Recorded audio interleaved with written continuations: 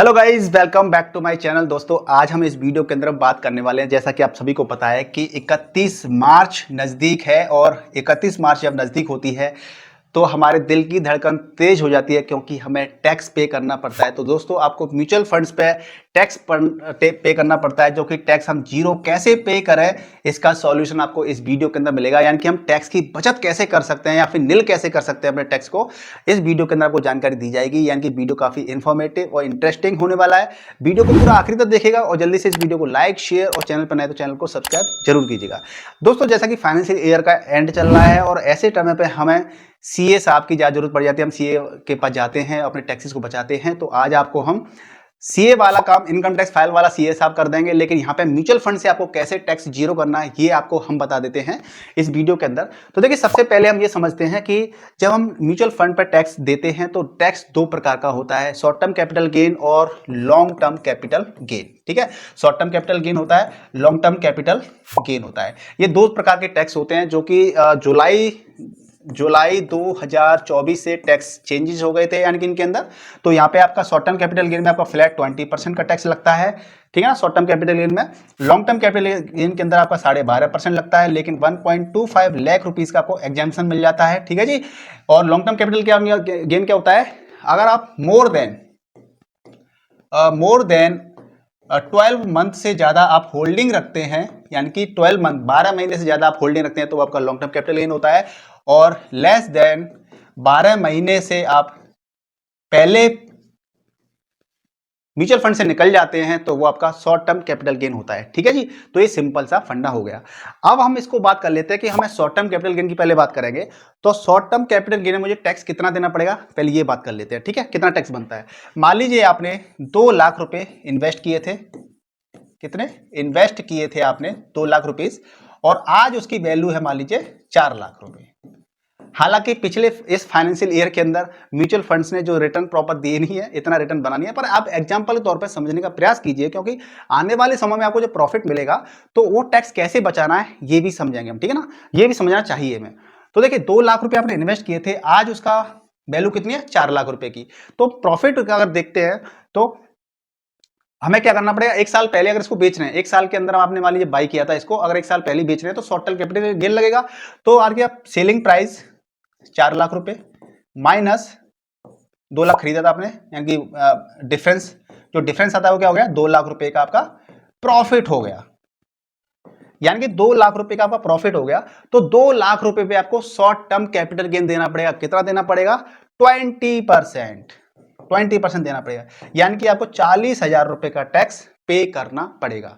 एक तरीका यह है कि आपको ये 40,000 रुपए बचाने हैं, टैक्स जीरो करना है, तो इसका तरीका यह है कि जो 2 लाख रुपए आपने जो प्रॉफिट बुक किया है, इसको आप रेजिडेंशियल प्रॉपर्टी के अंदर इन्वेस्ट कर दीजिए। कोई प्रॉपर्टी बाई कर लीजिए रेजिडेंशियल, तो वो आपका क्या हो जाएगा? आपका टैक्स जीरो हो जाएगा, आपको टैक्स नहीं देना पड़ेगा। ठीक है, लेकिन प्रॉपर्टी हर कोई बाई नहीं करता है, तो इस टैक्स को बचाना है तो भैया आपको क्या करना, 20% का आपको क्या हो गया है? देना पड़ेगा, यानी 40,000 रुपए देना पड़ेगा। चूंकि ये आपका प्रॉफिट था, आपके पोर्टफोलियो के अंदर कुछ म्यूचुअल फंड ऐसे भी होंगे जिनके अंदर 30%, 40%, 50% की गिरावट भी होगी, यानी लॉस में चल रहे होंगे। तो मान लीजिए कोई आपका एक फंड था जिसके अंदर आपने 1 लाख रुपीज लगाए थे, और वो उसकी आज वैल्यू चल रही है 50,000 रुपए, 50K चल रही है। यानी कि आपको इस वाले के अंदर कितने का लॉस हो रहा है? 50,000 का लॉस हो रहा है आपको इसके अंदर। तो 50,000 का लॉस हो रहा है, तो आप क्या करेंगे, हमें इसको भी हम क्या कर सकते हैं, इसको सेल कर सकते हैं, हम लॉस बुक कर लेंगे। आज लॉस बुक कर लेंगे और फिर हम 2 दिन बाद फिर दोबारा इसको बाई कर लेंगे, क्योंकि हमें इसके अंदर बने रहना है मार्केट में। जब मार्केट में बने रहना है, क्योंकि लॉस है, हम लॉस बुक नहीं करना चाहते, लेकिन टैक्स बचाने के लिए हम आज लॉस बुक कर लेंगे, लेकिन 1 या 2 दिन के बाद में हम इसको फिर से बाई कर लेंगे। ठीक है जी। तो आपने क्या किया, 50,000 का लॉस बुक करके इसको बेच दिया, यानी कि यहां पर आपको प्रॉफिट हो रहा था 2 लाख रुपए का, और यहां पे आपको कितना वाला लॉस? 50,000 का। यानी कि 2 लाख में से, 2 लाख के प्रॉफिट में से 50,000 आप घटा देंगे तो आपको कितना हुआ? 1.5 लाख रुपीज का आपको क्या हो गया? प्रॉफिट हुआ है। तो एक्चुअल जो हम इसको कहते हैं सेट ऑफ करना, सेट ऑफ मतलब लॉस से हम इसको कवर करेंगे, सेट ऑफ करेंगे। तो यहाँ पे 2 लाख का जो प्रॉफिट था उसमें 40,000 रुपए देने पड़ते, टैक्स देना पड़ रहा था। हमने क्या किया, लॉस बुक कर लिया, और उस लॉस में हमने 50,000 क्या कर दिया, घटा दिया। तो 1.5 लाख रुपए प्रॉफिट आ गया, टोटल प्रॉफिट आ गया इस फाइनेंशियल ईयर का शॉर्ट टर्म कैपिटल गेन के अंदर। तो मैं 1.5 लाख रुपए में क्या देना पड़ेगा? 20% टैक्स देना पड़ेगा, ठीक है नहीं। अगर हम पे और भी स्टॉक मान लिया और भी अगर म्यूचुअल फंड होते और उसके अंदर हमें ज्यादा लॉस हो रहा होता तो हम वो लॉस इसमें से घटा देते तो वो हमारा यहाँ पे, लेकिन लॉस को अगर आपको बुक करना पड़ेगा पहले तभी आप इसमें से टैक्स बचा पाएंगे। तो कम से कम आपने 50,000 रुपये टैक्स बचा लिया। दूसरा एक क्या होता है कि जब इनकम टैक्स जब फाइल करते हैं, आप आईटीआर फाइल करते हैं तो वहां पे बेसिक एग्जम्पशन मिलती है।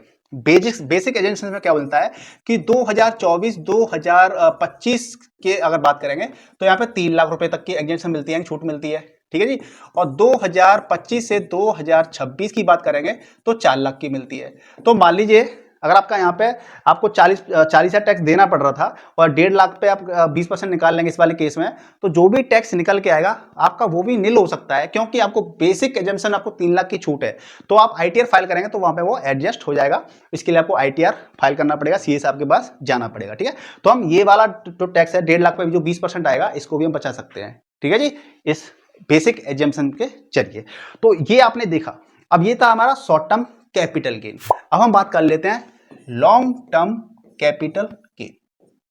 देखिए लॉन्ग टर्म कैपिटल गेन में जैसे कि मैंने बताया 12.5% का टैक्स लगता है और 1.25 लाख रुपीस की आपको एग्जम्पशन मिलती है, ठीक है जी। तो चलिए अब मैंने क्या किया, मान लीजिए मैंने 5 लाख रुपए इन्वेस्ट किए थे, 5 लाख में इन्वेस्ट किए थे और 1 साल के बाद मैं क्या कर रहा हूं, उसको प्रॉफिट को बुक करने वाला। मान लीजिए प्रॉफिट हो गया मुझे 10 लाख रुपए का, ठीक है। जस्ट 1 साल 2 साल 5 साल के अंदर मेरा मान लीजिए प्रॉफिट डबल हो गया है। तो मुझे यहाँ पे प्रॉफिट कितना दिख रहा है, 5 लाख का प्रॉफिट दिख रहा है। एक दूसरा स्टॉक था जिसके अंदर मैंने 5 लाख रुपए लगाए थे, लेकिन 2.5 लाख रुपए उसकी आज का वैल्यू है, यानी कि मुझे इसके अंदर 2.5 लाख का लॉस हो रहा है। कितना? 2.5 लाख का लॉस हो रहा है।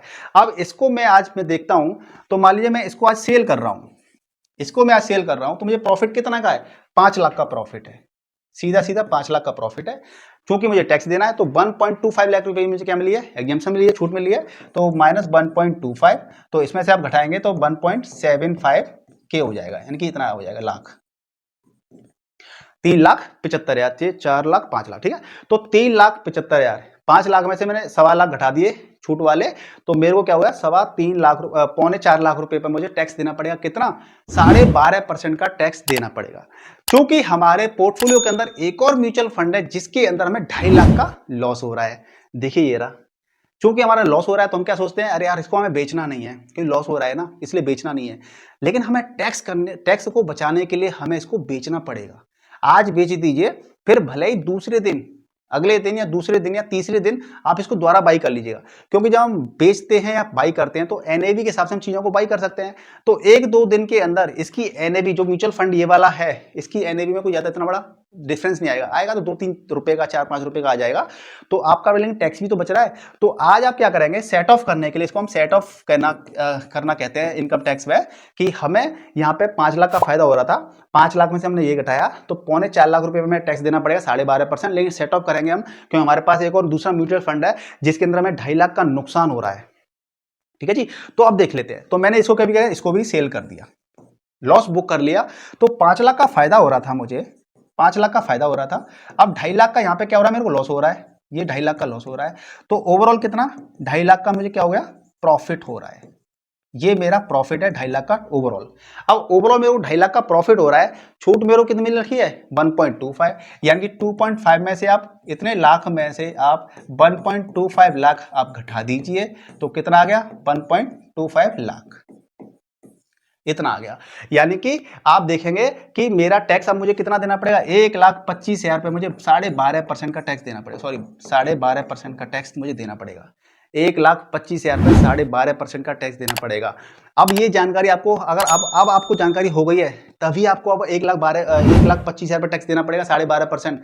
अगर ये आपको जानकारी नहीं होती तो आपको टैक्स कितना देना पड़ता, आपको देना पड़ता 3.25 लाख पे टैक्स देना पड़ता। तो कहां 3.25 लाख पे आप 12.5% देते टैक्स, लेकिन अब सेट ऑफ और जानकारी की वजह से सेट ऑफ करने के बाद में आपको 1,25,000 पे आपको 12.5% का टैक्स देना पड़ेगा। तो दोस्तों इस प्रकार से हम हर फाइनेंशियल ईयर के अंदर इस तरह की सेट ऑफ करके हम अपने टैक्स को बचा सकते हैं, नील कर सकते हैं। और यदि आप इस टैक्स को भी नहीं देना चाहते हैं, 1,25,000 पे भी आप टैक्स नहीं देना चाहते हैं, 1 रुपये भी टैक्स पे नहीं करना चाहते हैं, एक सिंगल पेनी पे नहीं करना चाहते हैं, तो इस 1,25,000 जो प्रॉफिट आ रहा है ना, इसके आप रेजिडेंशियल प्रॉपर्टी के अंदर इन्वेस्ट कर दीजिए। रेजिडेंशियल प्रॉपर्टी के अंदर इन्वेस्ट कर देंगे तो आपका टैक्स फिर 0 हो जाएगा। बिल्कुल पे नहीं करना पड़ेगा।